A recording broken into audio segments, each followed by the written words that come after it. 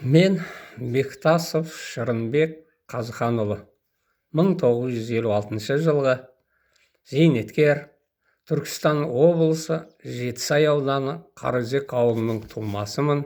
Астана қаласының тұрғыны, тиімділік идеясының авторы. Бүгін 19 наурыз 2026 жылғы ораза айының соңғы күні. Көпшілік халыққа мынау ниеттеріңіз, ораза айындағы жасаған ниет, пиғылдарыңыз, ниеттеріңіз қабыл болып, Құда қаласа тек қана жақсылық, қуаныш, бақ береке, ырыс несібе барлықтарыңызға нәсіп етсін деген тілек ниетпенен мынау өзімнің кезекті тиімділік идеясының ауандағы видео үндеуімді жасап отырмын. Айналайын ағайын, айналайын көпшілік. Мынау қазіргі таңдағы, бүгінгі таңдағы өршіп отырған соғыс отының бәсеңсімей, алмағайып заман болып тұрған кезеңде бұның арты, бұның жақсы жағы қашан болады? Бұл өзгеше, мынау адамзат баласының даму бағытында өзгеше жолды, өзгеше бағытты таңдауға мүмкіндігіміз бар ма? Адам баласы көзбен көріп, қолмен ұстап көрмей, бұл өзгеше бағытты, өзгеше жолды сенбейді екен. Міне менің осы видео үндеулер жасап, осы көпшілікке үндеу тастап, осы өзгеше жолды, өзгеше бағытты көрсетіп бастап неғаныма міне осы 80-ші видео қазақша, орысша екі тілде жасап бастап 20 апрель 2025-тің содан бері қарай келгенде бір жылға жуықтап қапты. Осы менің 80-ші жасап атқан видео үндеуім. Әрине.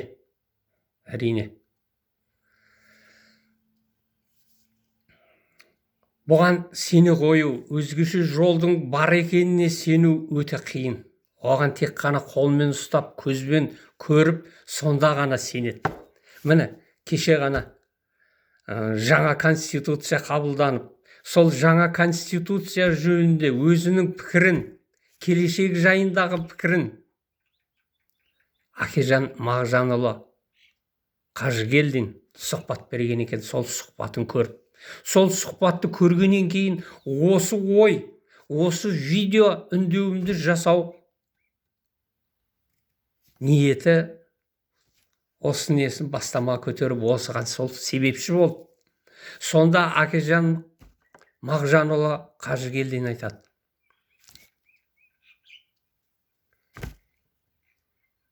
елдің экономикасын дамытуға және осы айналдырған, осы алдында қабылдаған программа, жоспар 2027 жылы 2 миллион жұмыс орнын ашамын деген несі қалған, айналдырған 8-9 айда мүлде мүмкін емес дейді. 2 миллион жұмыс орнын ашу мүмкін емес дейді. Яғни ол кісі сенбейді. Мен ол кісіні білмейді не деп отқан жоқпын. Ол кісі Акежан Мағжанұлы Қажыгелдин тиімділік идеясының, тиімділік менің мынау 100 күндік жасаған программамнан хабары жоқ. Ол кісіге жетпеген. Менің осы былтыр 20 апрель содан бері қарай осы бүгінгі жасап атқаным 80-ші видео үндеуім. Соны әлеуметтік желіге жүктеген қазақша, орысшасынан ол кісіге жеткізбеген, ол кісіге көрмеген. Егер ол кісі көріп, ол кісі осы менің идеямнан хабары болғанда, ол кісі бірден түсінер еді. Иә, егер менің 100 күндік программам, жоспарым іс жүзіне асса, осы айналдырған 7-8 ай, 9 айдың ішінде 2 миллион емес, 3-4 миллиондық жұмыс орнын ашуға болады. 3-4 миллион еселеп арттыруға болады. Елдің экономикасын айналдырған бір 7-8% ғана емес.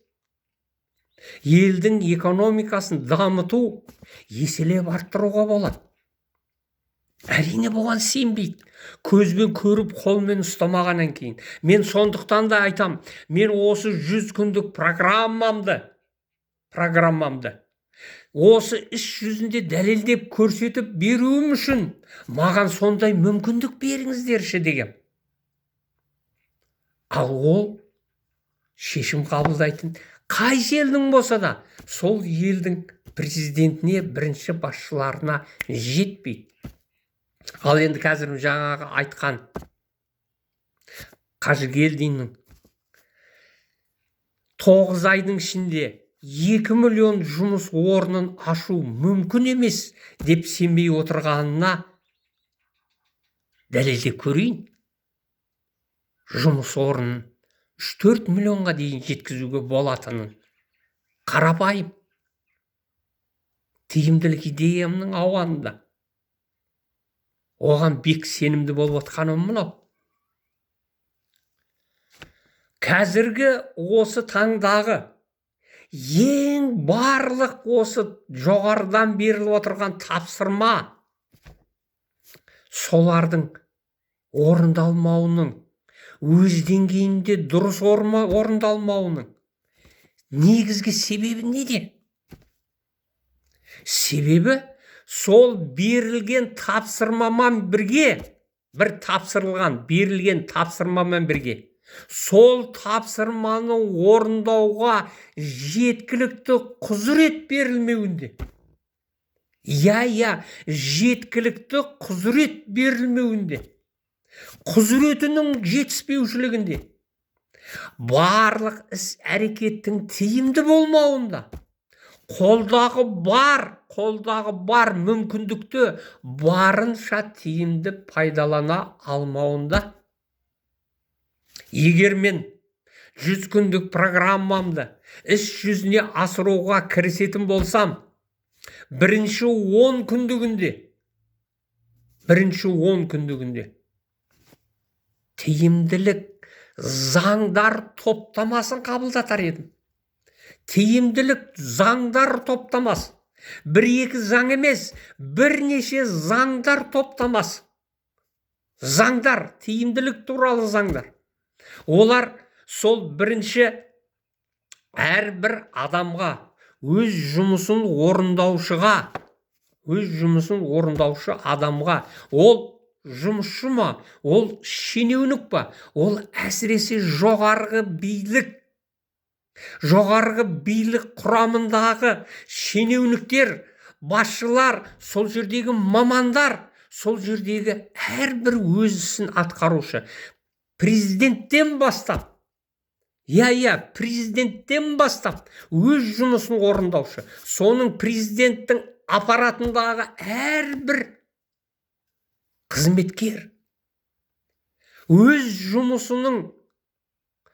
жұмысының нәтижесінің, өз жұмысының алға қойылған мақсат міндетін орындауға жеткілікті құзыретінің жоқтығы, құзыретінің жетіспеулігінен. Ал енді сол құзыретті, сол тапсырманы орындауға жеткілікті құзыретті кім береді? Оның тікелей басшысы береді. Сол тапсырманы берген басшы тапсырмамен бірге жеткілікті құзыретті де беруінде.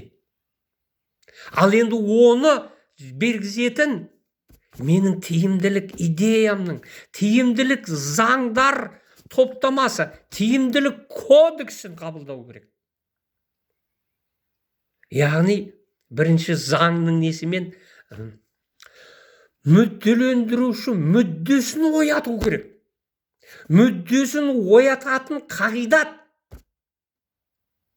Мына жақындағы осы жаңа қабылданатын конституцияға мен ұсыныс тастадым.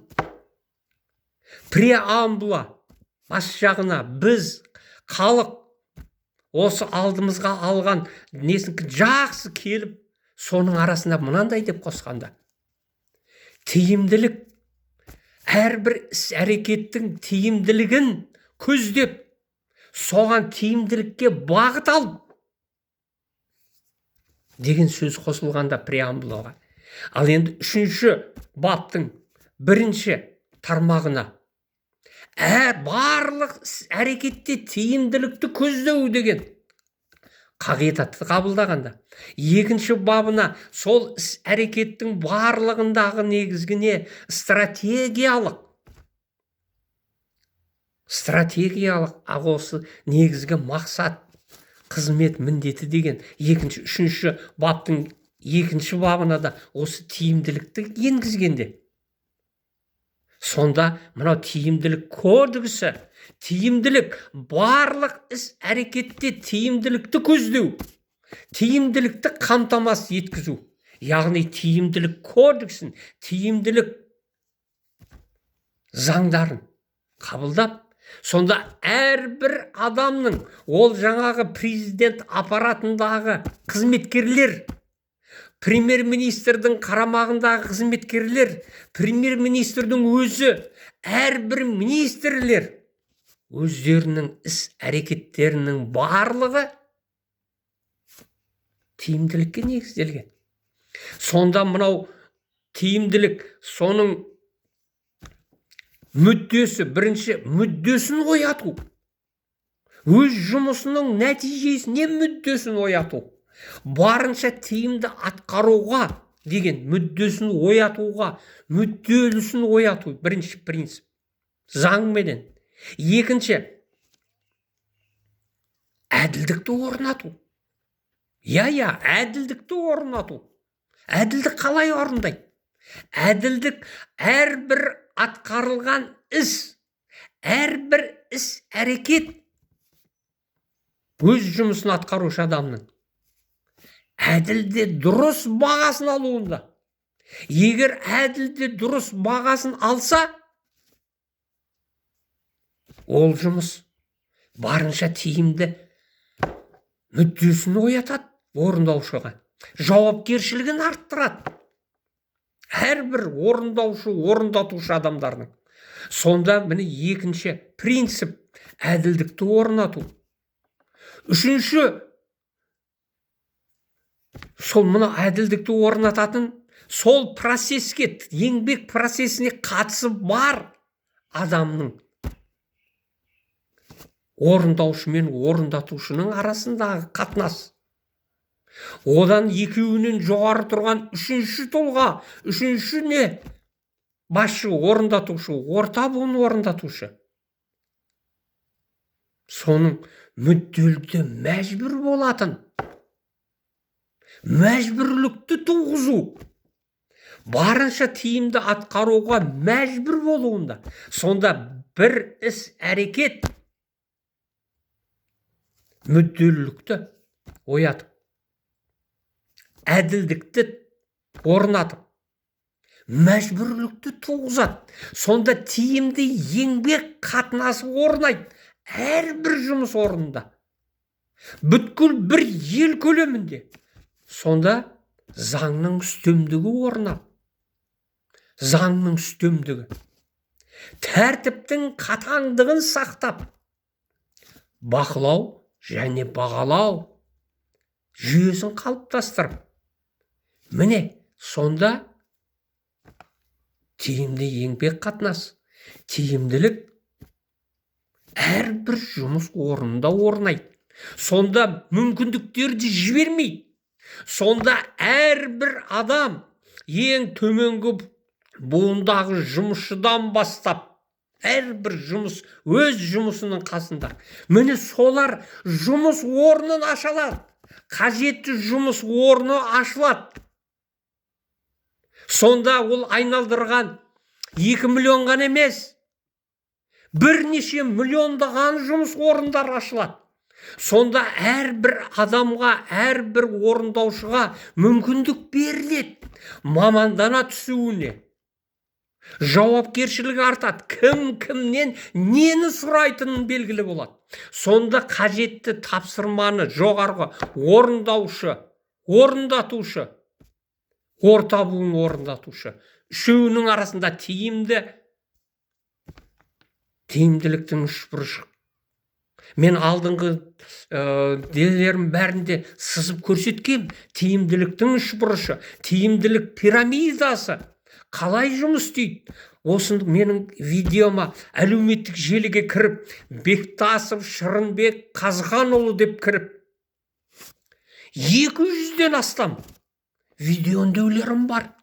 Соны көрсеңіз, керек неңізді тауып аласыз. Әрине ол жерде қайталанады, бірақ негізге әрбір видеода өзіндік бір айтатын ойы бар. Міне қазіргі мынау бүгінгі менің жасап отқан видео үндеуімнің өзіндегі ең негізгі ой Әкежан Қажыгелдиннің айналдырған 9 айдың ішінде 2 миллион жұмыс орнын ашу, қосымша ашу мүмкін емес деп сенбей отырғандығында. Мен айтам, егер тиімділік идеясы іс жүзіне асып, осы тиімділік заңдар топтамасы қабылданып, менің 100 күндік программамның бірінші 10 күндігі осы тиімділік кодексін қабылдату, содан әрбір орындаушыға, министрге, егер мені премьер-министрдің міндетін атқарушы қылып осы 100 күндік программамды іс жүзіне атқарып, іс жүзінде көрсетіп беруіме мүмкіндік берсе, әрбір министрге, әрбір басшыға тапсырманы орындауға қажетті құзыретті бергізер едім. Олар өз кезегінде сол өзінің тапсырмасын төменгі буынына, өзінің қарамағындағы адамдарға қажетті құзыретті берер еді. Қажетті құзыреттің негізінде,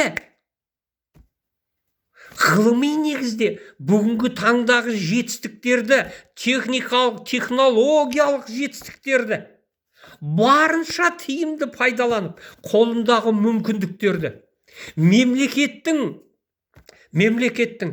мүмкіндігін қолындағы құзыретіменен пайдаланар еді.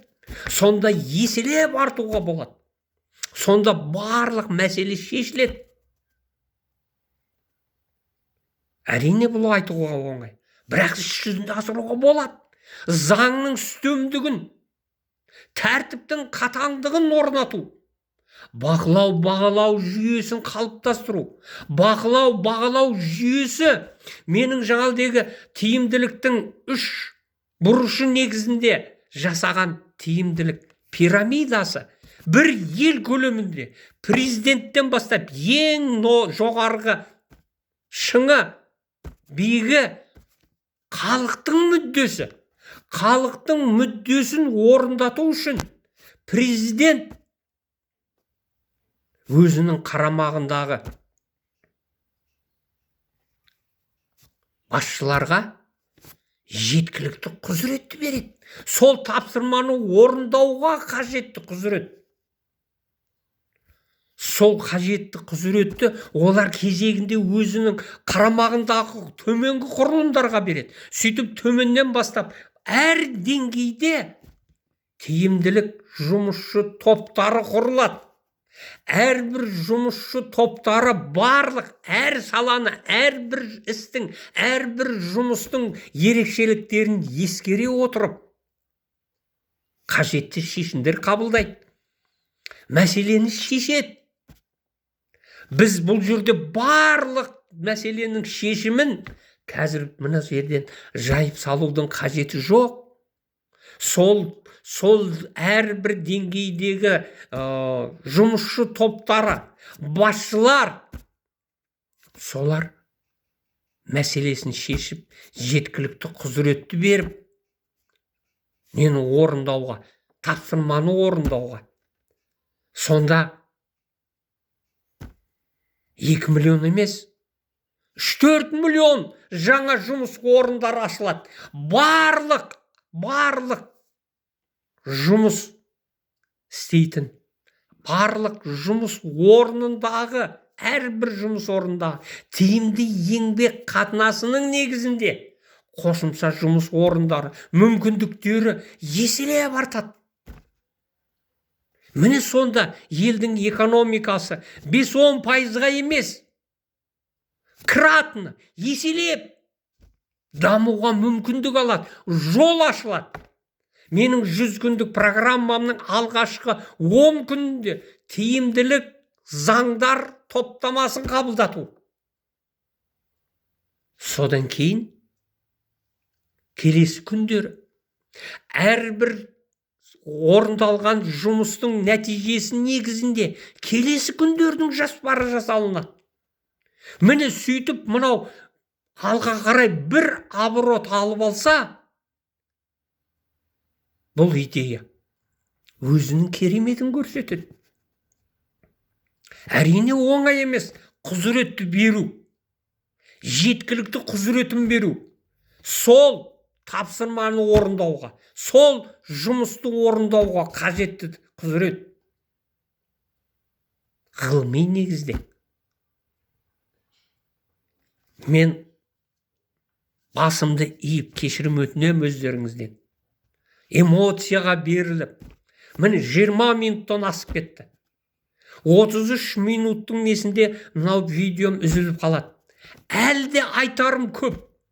Бұл қалай сонда сол тиімділік идеясын қалай сен іс жүзіне асырмақшысың деп, менің осы видеома, менің осы идеяма жеткілікті назар аудармайды. Немқұрайлы қарайды. Жақында осы мынау 1 айдан астам жаңа конституцияның жобасын талдады. Мұхаммед Кәрім Қожырбайұлы тарихты зерттеу тобы бар WhatsApp'та. Міне сол топта жаңа конституцияға талдау жасады. Сонда мен осы конституцияның ұсыныс тиімділік несінкін айттым. Бірақ негізгі несіне жеткен жоқ, ол жетуі мүмкін емес. Бірақ сондағы талдау бәрі біткеннен кейін Мұхаммед Кәрім Қожырбайұлына тақырып, тиімділік тақырыбын қосуыңызды, көтеруіңізді ұсындым. Сонда ол тиімділік, бұл үлкен тақырып, бұл оның соны бөліп алып қарау керек дейді. Жеке шатында. Әрине, бөліп алып қарасақ, бұнда осы тиімділік заңдар топтамасын қалай қабылдауға болады? Соның несінкі қалай іс жүзіне асыруға болады? Қандай заңдардың, сол заңдар топтамасы неге негізделеді?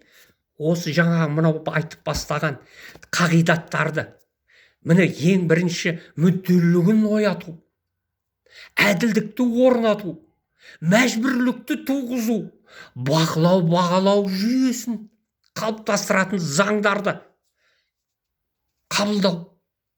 Мен енді маман емеспін, заң маманы. Бірақ сонда да мен өзімше тиімділік кодексін жасадым, жаздым. Бірақ оған да ешкім назар аудармайды. Егер мен сол тиімділік идеясын іс жүзіне асыратын 100 күндік жоспарымды іс жүзінде бастасам, мен міндетті түрде бірінші 10 күндігіндегі осы тиімділік заңдар топтамасын, тиімділік кодексін қабылдатып, іс жүзінде асырған болар едім. Соның негізінде келесі күндердің жоспарларын жасап, сонда қажетті министрлерге қажетті құзыретті бергізер едім. Міне сонда мынау берілген тапсырмалар өз деңгейінде орындалар еді. Әрбір адамның жауапкершілігі артар еді. Кімнен нені сұрайтыны белгілі болар еді. Міне сонда дамудың, экономиканың дамуының даңғыл жолына түсер еді. Ол айналдырған 100 күнде ол еселеп артып кетпесе де, соған әрбір жұмыс орнында тиімді еңбек қатынасы қалыптасар еді. Міне сонда елдің экономикасы қысқа мерзімде барынша дамуға бағыт алады. Сонда басшылар тірек табады, тірек, опора өзінің құрылымынан. Сонда президент мүлдем басқа президент, премьер-министр мүлдем басқа премьер-министр, министрлер мүлдем басқа министрлер. Олардың жауапкершілігі артқан, олар өздерінің құрылымына сондай, солардан күш, құдірет, күш, қуат алған, соларға сенген министр, сенген премьер-министр, сенімді президент болар еді. Сонда елдің экономикасы қарыштап дамыса, басқа елдер үлгі алмай тұра алмайды. Басқа елдер үлгі алса, басқа елдерде де тиімді еңбек қатынасының негізінде үлкен осындай адамзат баласының, қауымның өзгеруіне, бүгінгі таңдағы соғыс отының болмауына мүмкіндік алады. Егер әрбір жұмыс орнында, әсіресе жоғарғы билік бастында тиімді еңбек қатынасы орнаса, жемқорлыққа, коррупцияға орын қалмайды.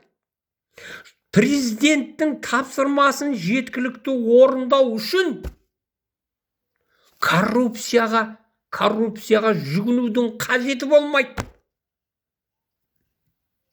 Міне сонда бюрократия түбімен жойылуға негіз қаланады. Бюрократиямен әрекет жасай алмайды. Бюрократия қай уақытта туындайды? Жеткілікті құзыреті болмаған кезде, құзыреттің, жеткілікті тәртіптің, қадағалаудың, несінкінің, жауапкершіліктің жоқ болған кезінде болады. Жауапкершілік сұрайтын, қадағалау, ответственность, жауапкершілігі жоқ болған кезде туындайды. Мен барлықтарыңыздан басымды иіп кешірім өтінем. Эмоцияға беріліп, осындай жарты сағатқа жуықтап қалды. Мен негізінен айттым. Егер қызықшылық танытсаңыз, әлеуметтік желіге кіріп, Бектасов Шырынбек Қазықанұлы деп әлеуметтік желіге кірсеңіз, менің 200-ден астам видеонелерім бар. Мен кіммін? Мен Бектасов Шырынбек Қазықанұлы. 3 бірдей жоғарғы білім егері.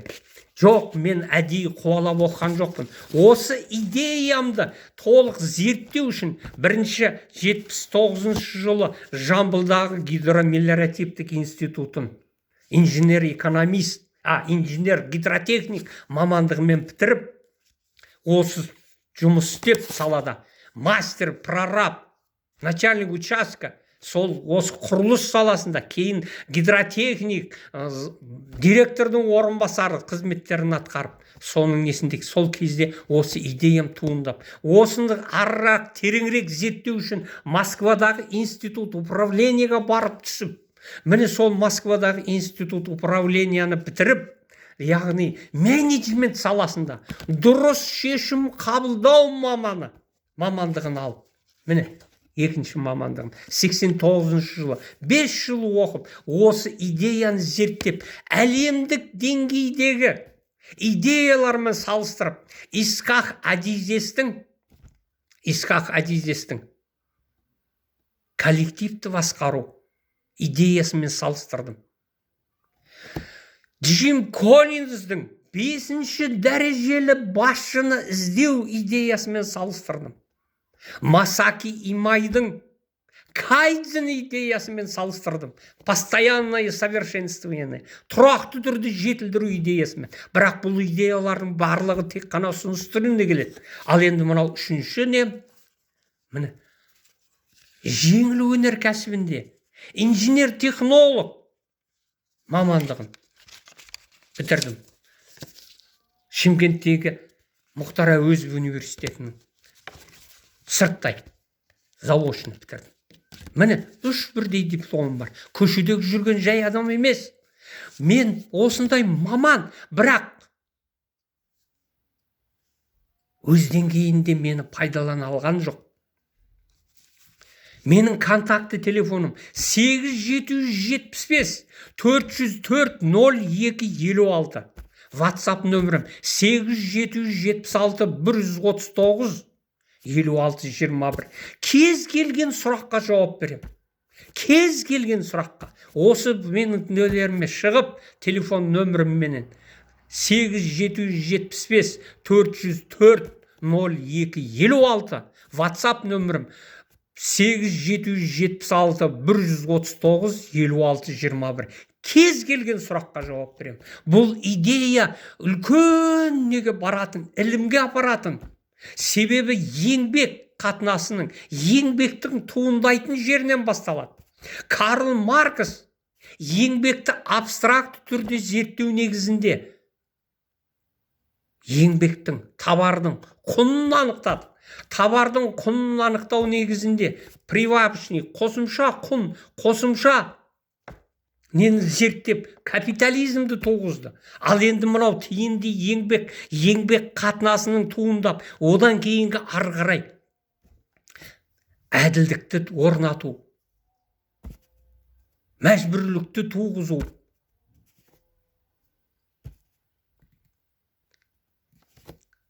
мүдделілікті ояту. Бұның барлығы үлкен сала, үлкен ары қарай көп нені қажет ететін. Сонда мынау жаңағыдегі алдындағы айтып өткен әлемдік деңгейдегі жақсы идеялар тек қана ұсыныс күйінде. Ал енді менің идеям іс жүзіне асса, мүдделі де мәжбүр болатын жағдайды орындайды. Сонда мүдделі де мәжбүр болатын жағдай орнаған кезде сұраныс туады. Осы жаңағы идеяларға, жаңағы ғылыми негізге солардың барлығына сұраныс туады. Міне қазір уже 32. 33 минутта менің мынауым үзіледі. Әлеуметтік желіге жүктелмей қалады. Әлі де айтарым көп еді. Қазақта мақал бар. Тісі шыққан балаға шайнап берген ас болмайды дейді. Бірақ мен шайнауға мәжбүрмін. Әрбір деталын шайнап түсіндіруге. Қазақта тағы мақал бар. Тоқпағы мықты болса, киіз қазық жерге кіреді дейді. Тоқпағы мықты болса, ондағы ол тоқпаққа салып күшке салу емес, технологияны, соның әдісін табу, сонда әрбір адам бейімделеді, өз ісінің жұмысына бейімделеді. Міне, әлі де айтарым бар. Барлықтарыңыздан басым дейіп кешірім өтінем. Өздеріңізге деген құрметпен, Шәкең.